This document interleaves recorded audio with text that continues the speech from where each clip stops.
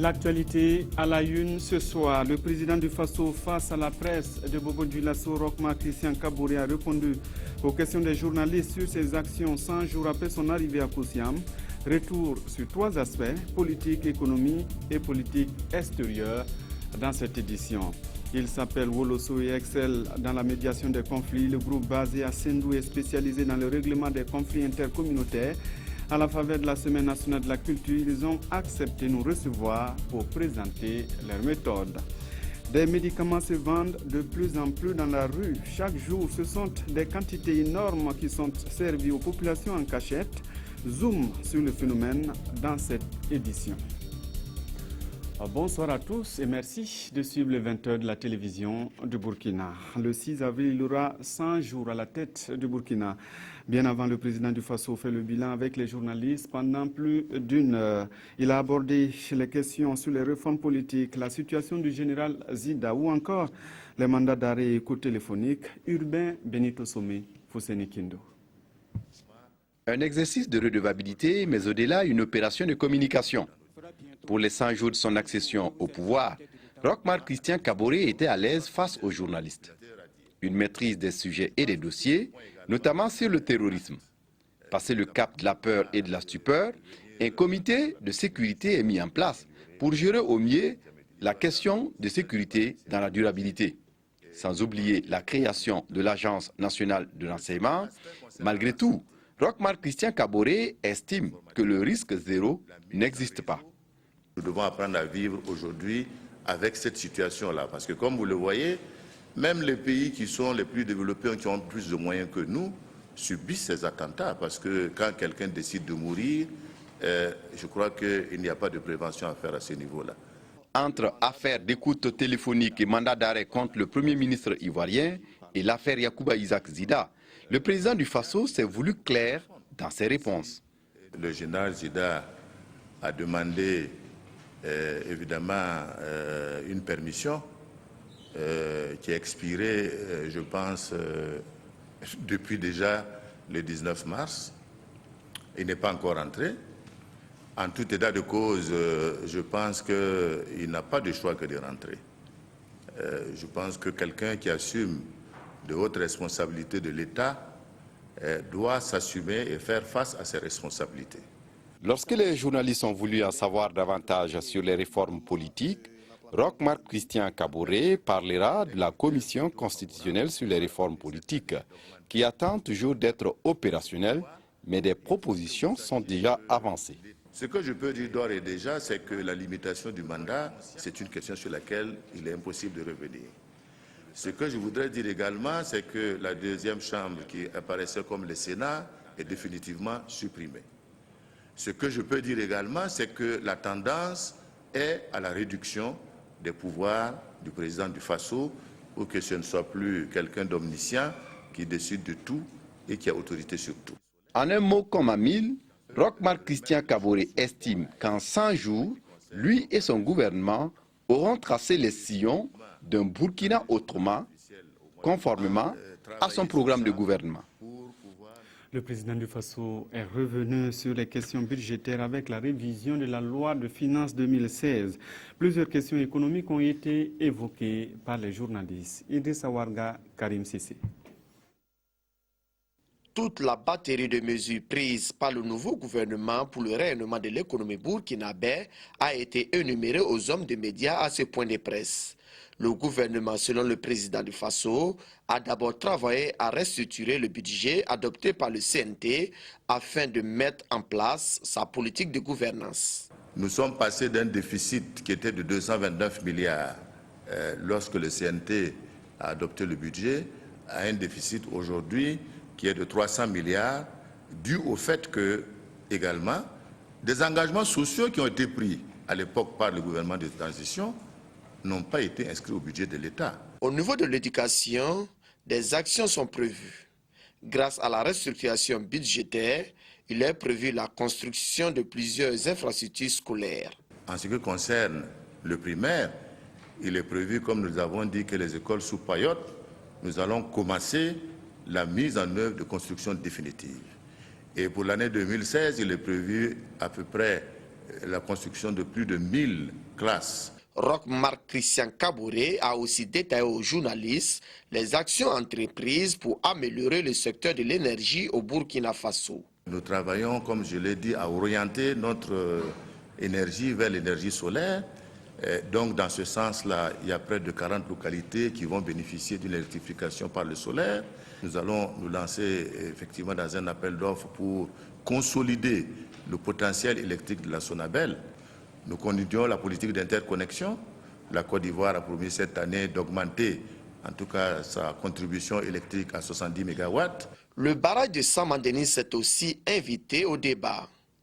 Les travaux de construction de cette infrastructure lancée depuis janvier 2010 piétinent toujours. Et le président du Faso promet régler très bientôt les difficultés qui entravent l'exécution de ce chantier. Le prochain conseil que nous aurons aura à discuter justement de ce dossier pour permettre d'aplanir l'ensemble des difficultés. Parce que vous savez que Saint-Mandénis a été lancé, les populations riveraines n'ont pas été désintéressées et ça pose toujours le problème de la fin du projet. Il nous faut absolument trouver les solutions pour désintéresser les populations riveraines et permettre au projet d'être une réalité. Pour le président du Faso, en 100 jours, le nouveau gouvernement a déjà jeté les bases d'un développement socio-économique pour un Burkina nouveau. Et puis dès demain, le président du Faso sera en France pour son premier déplacement dans l'Hexagone depuis son élection. Est-ce une allégeance de Kossiam à l'Élysée? Le président du Faso répond. Je voudrais dire que en 100 jours, je peux dire que je suis satisfait en tout cas du fonctionnement du gouvernement. Car comme vous le constatez, ce gouvernement est composé par des personnes qui n'ont jamais, dans leur grande majorité, eu à assurer des fonctions ministérielles. Et ce n'est pas toujours évident, en arrivant, de pouvoir savoir également maîtriser l'outil et de pouvoir faire avancer les choses. Je vais dire que 100 jours, je peux dire que c'est 100 jours durant lesquels je considère que chacun et chacune, membre du gouvernement, a donné le meilleur de soi-même pour que nous puissions remettre le Burkina Faso, comme je dirais, sur des bons rails. Les rails de l'avenir que nous avons promis à tous, l'avenir radieux, avenir en tout cas de développement, avenir d'amélioration des conditions de vie des Burkinabés sur l'ensemble du territoire, j'entends bien, et je crois qu'il mérite en tout cas au niveau du gouvernement d'être félicité. En ce qui concerne le citoyen Roch Kaboré par rapport à lui-même, je pense que je serais mégalomane si je me permettais de m'apprécier moi-même. Je pense qu'il appartient au peuple burkinabé d'apprécier ce que nous posons comme acte et ce que nous faisons. Il ne m'appartient pas de le faire et je crois que le peuple burkinabé m'a fait confiance en me donnant ce mandat. J'ai intérêt, si je veux faire un deuxième mandat, à respecter les engagements que j'ai pris avec le peuple burkinabé. Je crois que c'est tout ce que je peux dire. C'était là donc un extrait sur l'appréciation du président Kaboré sur les 100 jours passés donc à la tête du pays. Vous aurez la réponse sur la politique étrangère tout à l'heure à 21h puisque l'intégralité de cette conférence de presse vous sera proposée à partir de 21h. Soyez donc au rendez-vous. Et puis en France, donc, comme nous le disions tantôt, Roch-Marc Christian Kaboré sera du 4 au 7 mars. Suivons avec Jacques Lamissat-Tarpaga les temps forts de cette visite. Cette première visite de travail du président du Faso en France intervient 100 jours après son élection à la tête de l'État. Le Burkina Faso, au sortir de la transition, connaît une situation économique difficile. La coopération financière figure donc en bonne place dans les échanges prévus entre Roch-Marc Christian Kaboré et son homologue français François Hollande. Sur place à Paris, l'on fonde beaucoup d'espoir que cette visite apportera un souffle nouveau au Burkina Faso.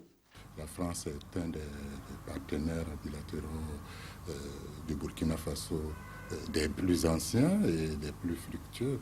Donc, je pense que cette occasion sera donnée à son Excellence, Monsieur le Président du Faso, n'est-ce pas, de voir avec nos partenaires français quelles sont les orientations stratégiques que nous pouvons enclencher ensemble afin que la coopération entre nos deux pays soit renforcée encore davantage.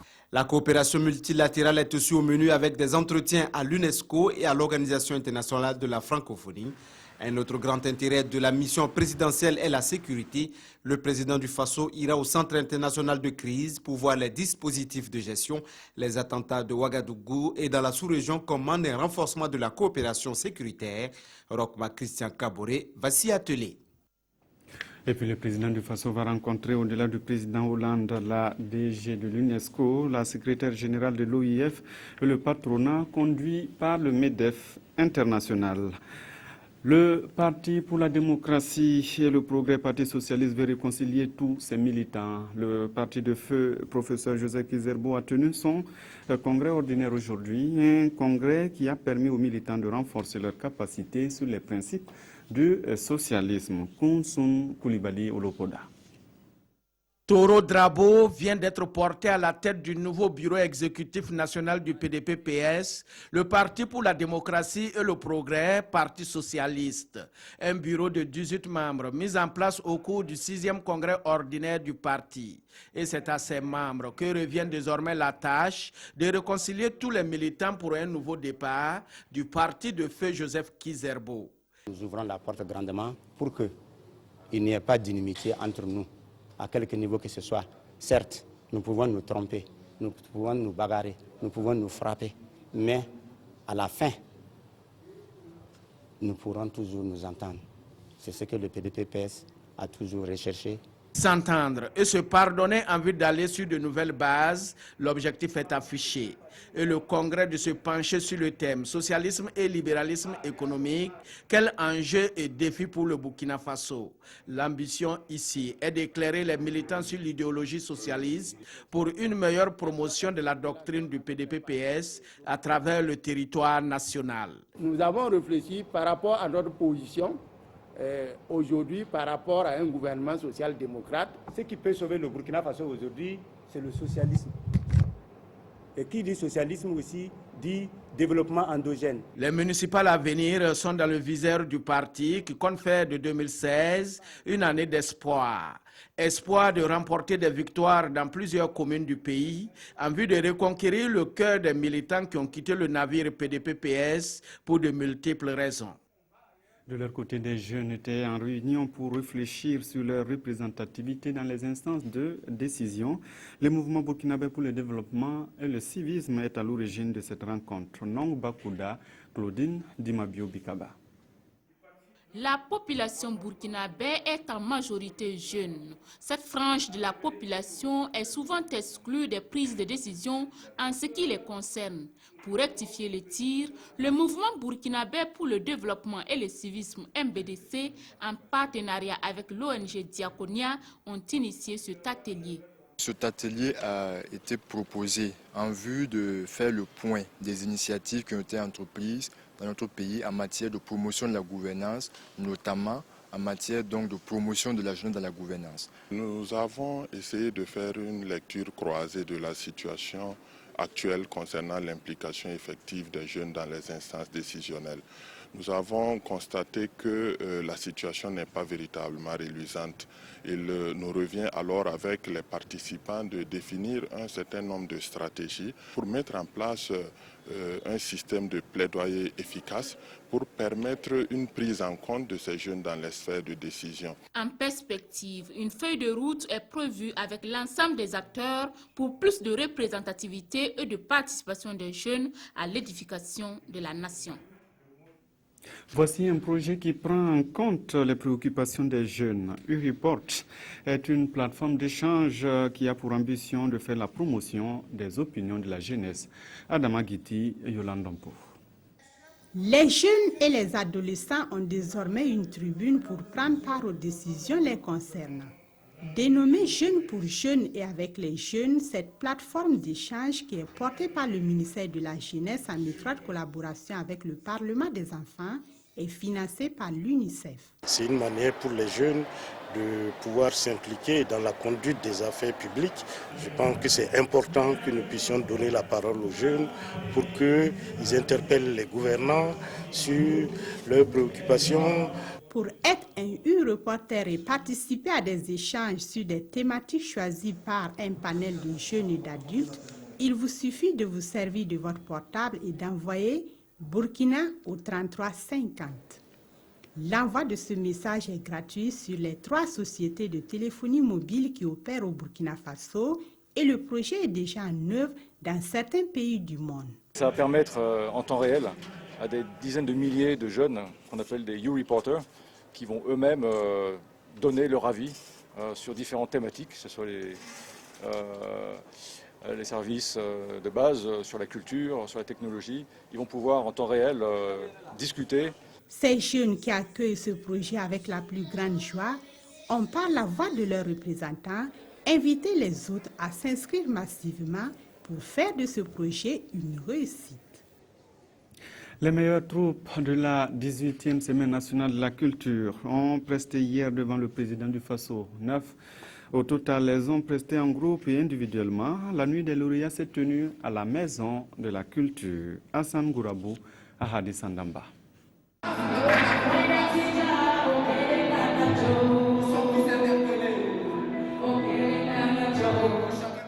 Cette nuit-là, elle est celle des vainqueurs.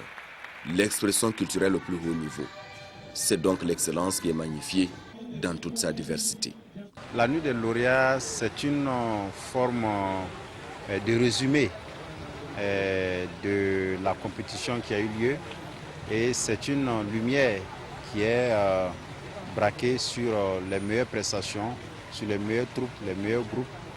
C'est pourquoi ils ont le privilège de prester devant le président du Faso. Et pour Roch-Marc Christian Kaboré, il y a eu du progrès en matière de talent, d'où la nécessité pour le peuple burkinabé d'exploiter cette diversité culturelle à bon escient. Nous devons faire de notre diversité culturelle le ciment de notre cohésion et de l'unité nationale. Nous devons tirer également de notre culture les valeurs positives, qui sont des valeurs de travail, qui sont des valeurs d'humilité, qui sont des valeurs d'intégrité. Et je crois que c'est le Burkina qui va en avant. Car la culture fait résolument partie du développement du Burkina Faso. À l'occasion, le président du Faso a également promis que son gouvernement soutiendra toute action culturelle allant dans le sens de l'unité nationale et du développement. Et pour un début, les lauréats de la SNC Bobo 2016 seront produits par le ministère en charge de la culture. Et mieux, ils ont droit à une tournée nationale, voire internationale pour certains, nous a confié Taïrou Bari. Cette semaine nationale de la culture portait sur la cohésion nationale. Un groupe se dégage dans ce domaine à Sendou. Les Woloso sont des groupes de médiateurs. Ils ont un savoir-faire qui leur permet d'éteindre des foyers de tension. Rencontre avec ses membres, avec Bitibié Naon et Karim Sissi.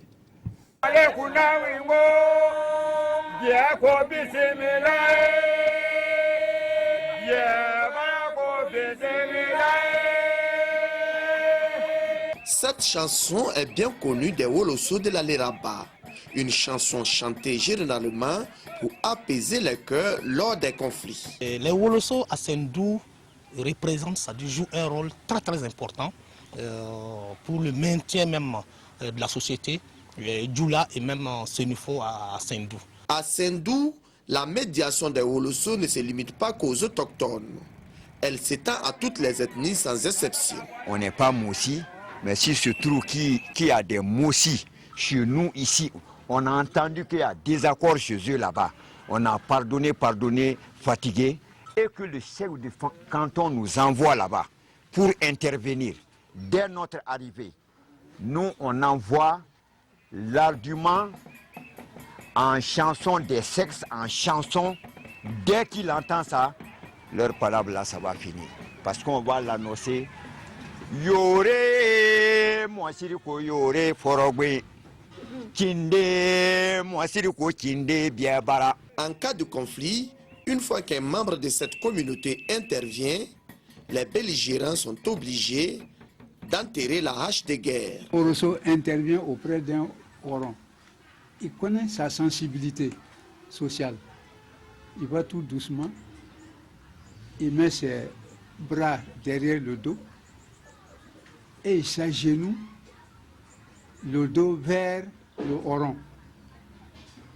Et le Oran doit détacher ces deux bras-là, pour dire voilà, c'est fini. Par exemple, quand les colossos viennent pour intervenir chez toi pour que tu arrêtes un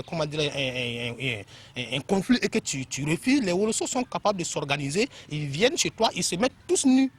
Et les femmes vont dire de venir les faire la cour, les faire l'amour, les hommes vont dire que si tu es impuissant, et ils sont là pour t'aider, et ils se mettent tout nus. Et donc tu es obligé de céder, et bien sûr en payant pour réparer l'erreur du fait qu'ils se sont déshabillés, tu payes une dot coutumière. De nos jours, avec la modernité, cette pratique culturelle est en perte de vitesse, nous confesse Tiemoko Ouattara, guide touristique à Sendou. Et si rien n'est fait pour sa sauvegarde, ça sera une perte dans la quête de la cohésion sociale, a-t-il ajouté. Des médicaments dans la rue chaque jour, ce sont des quantités énormes qui sont servies aux populations en cachette. Ils ne sont pas sans conséquences pour la santé. Pour lutter contre le phénomène, l'État allie sensibilisation et répression. Non Bakuda, Bouma Ernest Nebié. Ce vendeur de médicaments de la rue a pris la poudre d'escampette dès qu'il nous a vu venir vers lui. Il fuit notre caméra, il craint d'être appréhendé par la police. Ces produits prohibés, généralement appelés médicaments de la rue, malgré leurs conséquences souvent fâcheuses et malgré la loi qui interdit leur vente au Burkina, sont toujours une réalité à Ouagadougou. Le phénomène existe toujours. On estime au Burkina à un seuil de 10%. Si on fait un calcul rapide, ça veut dire que c'est quand même important parce que si on évalue le marché, il va rapidement à 8 milliards de francs CFA. Et il y en a de toutes sortes. Selon des enquêtes policières, les plus vendus sont les amphétamines et les aphrodisiaques. Les mots ne manquent pas aux vendeurs qui ont accepté de parler à notre micro pour justifier la pratique d'un tel commerce. Je vends presque tous les médicaments, maux de tête, maux de ventre, etc. Mes médicaments sont efficaces et les gens les apprécient. C'est avec cette activité que j'arrive à nourrir ma famille. Pour les consommateurs, un certain nombre d'avantages les amènent vers ces produits de la rue. J'achète les médicaments de la rue parce qu'ils guérissent mes maux efficacement. Je ne pars pas dans les pharmacies parce que les médicaments y coûtent très cher. La plupart de ceux qui disent s'approvisionner dans les pharmacies ne blâment pas non plus ceux qui vont vers ces produits de la rue. Les médicaments, même quand on payait à 500, c'est devenu 1000 francs, 1300 et qu'on sort comme ça là. Les gens préfèrent payer ça au bord des goudrons pour prendre. De plus en plus, la stratégie de vente de ces produits prohibés change. Il y a 10 ans, les enfants circulaient avec un sachet transparent où on voit les médicaments. C'est pour ça qu'on dit médicaments de la rue. Mais maintenant, de plus en plus, les gens mettent ça dans les sacs. Et les gens vont même apprendre les compagnies de transport interurbaines entre Ouagabobo, Ouaga, Ouévia, Ouaga, Koudougou, eux-mêmes les grandes lignes, Ouaga, Lomé, Ouaga, Abidjan, où à la criée, on vend les médicaments. Selon des enquêtes, ces médicaments proviennent de certains pays voisins. Mais comment ces produits prohibés arrivent à pénétrer au Burkina? C'est une fraude qui se fait par petites quantités. Bon, un colis camouflé par-ci, par-là, ou alors des petits chargements qui passent par les frontières terrestres. Donc ça fait que c'est un peu difficile à appréhender comme fraude. Pour la lutte contre ces médicaments de la rue, plusieurs structures sont concernées. Comme c'est le cas ici de l'unité antidrogue de la police nationale, ex-division de la police des mœurs et des stupéfiants, qui nous fait ici le point sur la quantité de médicaments prohibés qu'elle a pu saisir les 3 dernières années. Et notre service a pu saisir 2 tonnes 534 kg en 2013 et 7 tonnes 552 kg en 2014 et 1 tonne 167 kg en 2015. Et la dernière saisie remonte à 206 kg. Pour une lutte plus efficace, il serait intéressant pour l'État de sensibiliser les populations sur les dangers de ces médicaments de la rue, de vulgariser davantage les médicaments essentiels génériques et de mettre à la disposition des structures de lutte plus de moyens matériels et financiers. Intéressons-nous à présent au coût des produits autorisés dans les pharmacies. Pour les médicaments génériques, le prix est sensiblement le même d'une pharmacie à l'autre, mais côté spécialité, la réalité est tout autre. Enquête sur 3 produits pris à tout hasard dans 3 pharmacies de la place. Mokhtar Ouedraogo, Zalissa Sanfo. Auguste Zongo revient bréduit de la pharmacie. Il n'a pas pu s'offrir son sirop habituel. Le motif, il a changé de pharmacie et le prix aussi a changé. Je suis venu payer Vogalène sirop. Eux, ils parlent de 2500. Et pourtant, j'ai déjà payé ça à 1500. Faites le choix de votre pharmacie et vous viderez vos poches en conséquence. Nous vous en faisons la démonstration. Médecin d'un jour, voici notre prescription. Avec la complicité d'un collègue, nous décidons de connaître le coût de cette ordonnance dans 3 pharmacies différentes, sélectionnées à tout hasard sur une même avenue. Et c'est parti. Notre collègue est ici dans une première pharmacie que nous nommons pharmacie A. Coût total des médicaments, 14 850 francs CFA. Pharmacie B. Pour cette même prescription, il paiera 15 040 francs CFA. Pharmacie C. Nous y allons. Ici, la pilule est encore plus amère. 16 930 francs CFA. Soit une différence nette de 2080 francs CFA de plus que la pharmacie A. Pour les médicaments génériques, il existe des montants à ne pas excéder. Quant à ceux de spécialité, le législateur n'a pas légiféré en faveur du consommateur. Il faudra donc faire confiance à la bonne foi des pharmaciens d'officine. La loi dit qu'il y a libre concurrence. Ça veut dire que pour seulement les spécialités, on peut fixer le prix qu'on veut, sans enfreindre à la loi. Mais c'est une discipline de corps que nous sommes, parce que nous sommes en ordre. C'est une discipline de corps. Et nous sommes aussi membres de cette population. Comment reconnaître une pharmacie qui vend ses produits moins chers? Vous ne vous soumettrez pas à notre gymnastique. Alors, il vous sera difficile d'en trouver. Le salut du consommateur viendra peut-être de l'assurance maladie universelle.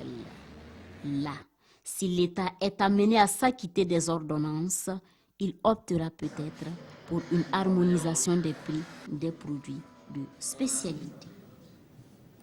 Dans l'actualité ce soir, l'âne est une aide précieuse dans la région du plateau central. C'est la conclusion d'une étude commanditée par l'ONG April. Action donc pour la promotion des initiatives locales rendues publiques a rendu public ces résultats. Amadou Ilboudo et Kadi Sanogo, reportage. Cette étude sur les équidés vise à faire connaître les secteurs d'activité dans lesquels l'âne est utilisé d'une part et d'autre part apprécier la contribution de l'âne dans la formation des revenus des ménages. Elle a été réalisée dans les communes de Dapelogo, de Zitenga et de Zignaré. C'est fort de cela que l'ONG Action pour la promotion des initiatives locales APIL a initié cet atelier de restitution. Son but est de rendre public les résultats de l'étude qui a porté sur l'analyse socio-économique du rôle des équidés dans la formation des revenus des ménages dans la région du plateau central. Nous voulons interpeller la population à travers cette étude et comment l'âne est utilisé dans les ménages, quel est son niveau d'utilité et comment on doit travailler ensemble pour que cet animal extrêmement important puisse contribuer durablement à la formation des revenus des ménages. Nous avons demandé l'accompagnement des instituts techniques de l'État qui nous a accompagnés à étudier la situation au niveau de 750 ménages dans 3 communes du plateau central. Et nous sommes là ce matin pour apprécier les résultats de cette étude.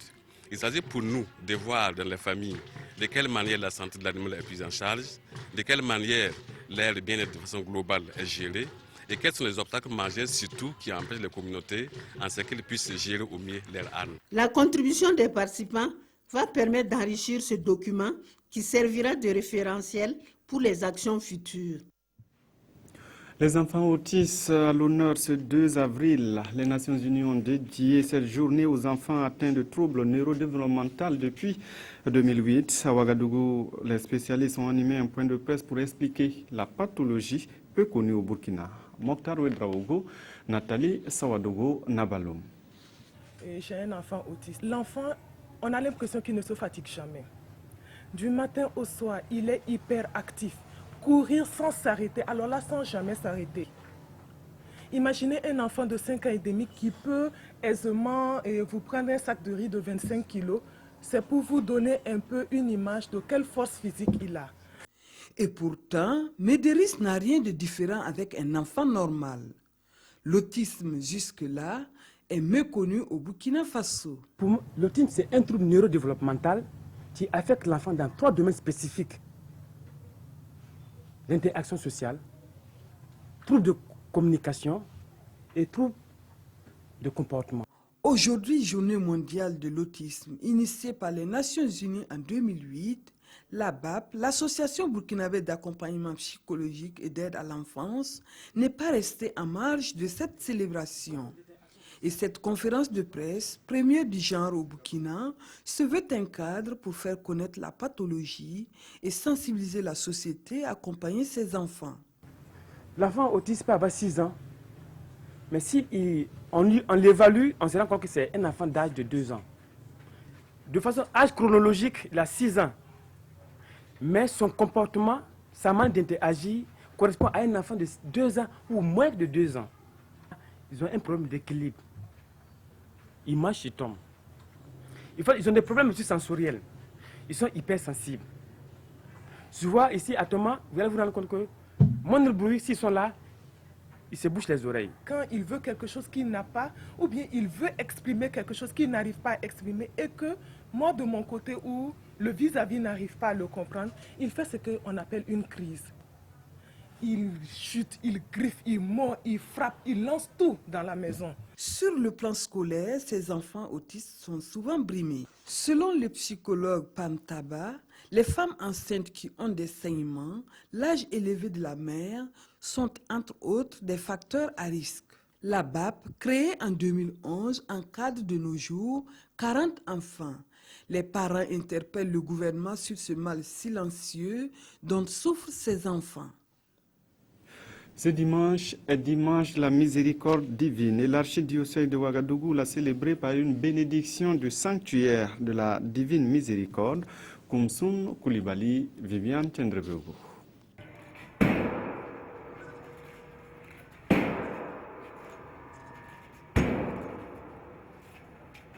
Ainsi s'ouvre la 3e porte sainte de l'archidiocèse de Ouagadougou en cette année de la miséricorde divine dans l'église catholique.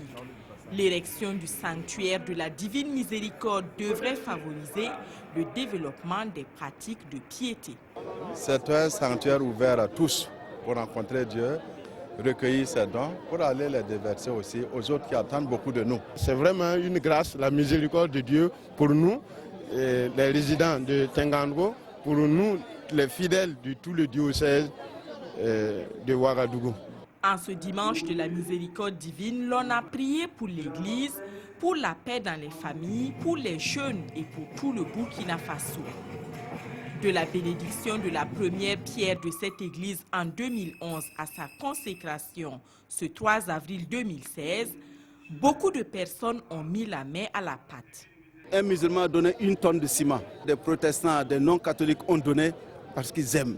Ils aiment l'homme, ils aiment leurs frères, ils aiment l'église. C'est ça, un Burkina au-delà des confessions religieuses et des ethnies. Un Burkina où on se retrouve tous, frères et sœurs, grains d'un seul et unique panier. Le sanctuaire de la Divine Miséricorde est situé à Tengandogo, sur la route de Saponi.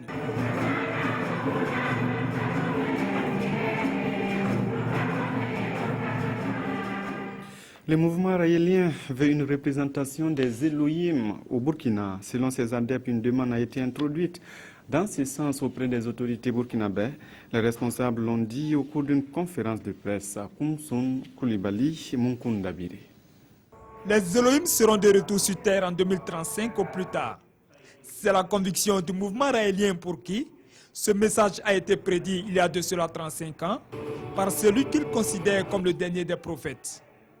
Et pour accueillir ces extraterrestres, les Raéliens du Burkina Faso demandent ce qu'ils appellent un extraterritoire pour la construction d'une ambassade. Donc la demande qui est faite à tous les Burkinabés et que nous allons adresser au gouvernement de façon officielle pour qu'ils puissent trouver et accorder le terrain avec les droits, les statuts diplomatiques, extraterritorialité, tout ce qu'il faut pour la construction de cette ambassade. Pour les demandeurs, l'octroi de ce territoire conférera au pays donateur la protection des Elohim.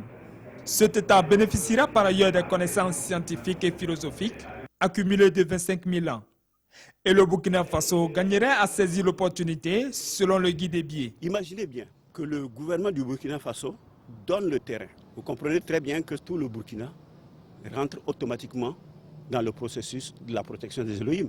Et ce qui est le plus important, c'est que le processus conduit à ce que vous sortez de la misère pour basculer dans un monde de merveilles qui est incompréhensible à l'homme ordinaire. Cependant, l'humanité se détruira probablement dans un futur proche, prévient Ditala Manébié, si toutefois aucun pays n'accède à la requête des Raéliens.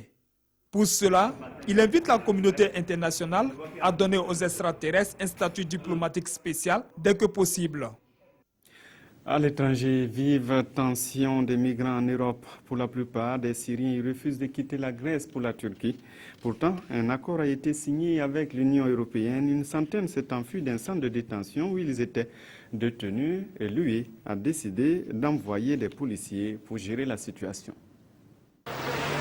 Une autoroute bloquée par des tentes dans le nord de la Grèce. Plusieurs dizaines de migrants ont ainsi tenté d'interpeller les dirigeants de l'Union européenne pour les laisser venir en Europe occidentale. Plus de 50 000 réfugiés sont bloqués en Grèce depuis que tous les pays sur la route des Balkans ont fermé leurs frontières en février. À qui ferme-t-il la porte? À nous, les Syriens? Notre pays est en guerre. Imaginez qu'il y ait une guerre dans votre pays. Que feriez-vous? Vous seriez obligé de partir. Nous voulons juste que les frontières soient ouvertes. Un peu plus au nord, près de la frontière, la tension monte à Idoménie. Le village de 154 habitants accueille un camp de réfugiés de 11 300 personnes et une partie de ce camp est érigée sur des terres agricoles. Les agriculteurs ne peuvent malheureusement pas cultiver leurs champs à cause des tentes et des gens qui dorment là. Dans quelques temps, pour eux aussi, ce sera une question de survie, estime la maire de la commune. Le port de Dikili en Turquie, situé en face de l'île de Lesbos, se prépare lui au retour des migrants en vertu de l'accord entre l'Union européenne et Ankara qui entre en vigueur ce lundi. Un accord dénoncé par des manifestants sur place et par certaines ONG qui craignent des expulsions vers la Syrie. Il prévoit que pour chaque migrant repris par Ankara, un Syrien sera installé dans un pays européen. Dimanche, sport, à présent la chronique sportive avec Mamadi Wena. Bonsoir Wena. Bonsoir Simon. Voilà, ce soir donc vous êtes là pour nous parler de sport et foot.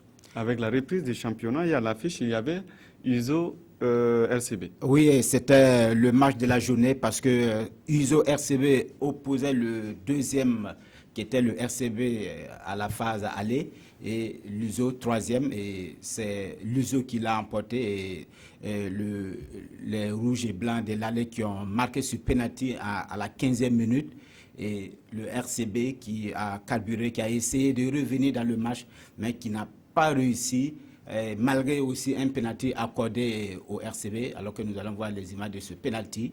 Le RCB n'a pas réussi à concrétiser, et Mezongo ayant arrêté le penalty de Fousseni Beao, et le score du match 1-0 pour l'USO. Et les autres résultats de cette 17e journée, l'USI a reçu l'EFO à Wayuguya et victoire de l'EFO 2-1.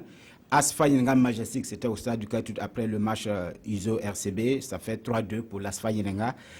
ASFB Banque Sport 2-1 pour l'ASFB, Santos FC BPS 0-0, AS Sonabel AGF 0-0 également, RCK USFA c'était le leader contre l'équipe militaire 1-0 pour le RCK, et COSAF USCO qui s'est joué cet après-midi même, nous y étions, ça fait 3-0 pour COSAF. Le RCK avec sa victoire reste leader avec 34 points, suivi de l'USO maintenant qui était troisième, qui grâce à sa victoire sur le RCB devient deuxième avec 30 points, et le RCB est troisième avec 28 points. Les relégables sont toujours les mêmes. Il s'agit de Majestic 15e avec 8 points, et un goal différentiel de moins 12. Et Banque Sport, 16e et dernier, avec 8 points et un goal différentiel de moins 16. Et en 2 mots, il y avait aussi du handball ce week-end. Oui, du handball au Palais des Sports de Ouaga 2000, c'était hier, avec les demi-finales dames de la Coupe de la Ligue de handball. La Lonabe Handball Club et l'AS Onea étaient en confrontation et victoire de l'AS Onea 23-22. Et l'ASFA Yenenga, AS Douane, victoire de l'ASFA Yenenga 34-25. Et à la suite des dames, il y avait le match de classement des hommes. Et là, c'est l'AS Sonabi qui prend le dessus sur l'USFA 26-20. Et les finales vont donner les combinaisons suivantes. ASFA Yenenga, AS Onea chez les dames et AS Douane, AS Onea chez les hommes et une nouvelle d'athlétisme qui vient de tomber. Yasmine Kwala, championne d'Afrique au heptathlon, une discipline combinée de 7 épreuves sportives. Elle a remporté cet après-midi le meeting international de l'île Maurice avec 5768 points. Merci à vous, Mamadi Wena. Un rappel, vous aurez tout à l'heure à 21h la rediffusion de la conférence de presse du président du Faso. À 22h15, vous avez rendez-vous avec Sibidi Issalan Kwande pour la dernière édition. Merci de nous avoir suivis tout au long de cette semaine. Toute l'équipe technique se joint à moi pour vous souhaiter une bonne reprise de travail demain.